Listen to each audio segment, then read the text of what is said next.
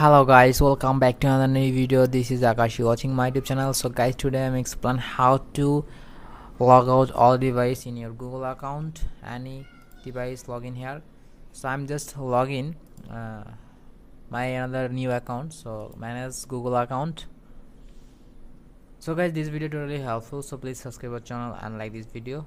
So I hope you can understand. So this is my email address. Yeah, Islam. Okay. Now you scroll down and just click left side security tab and you scroll down and check your device. So just I'm logging this email with a one Galaxy M21 phone and Windows. This is Windows.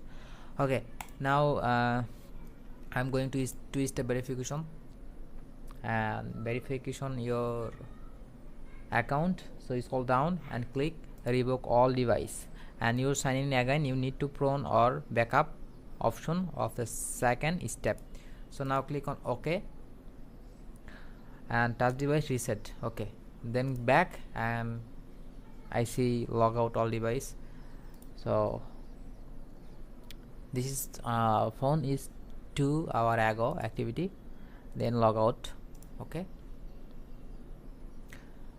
and just only log in my PC.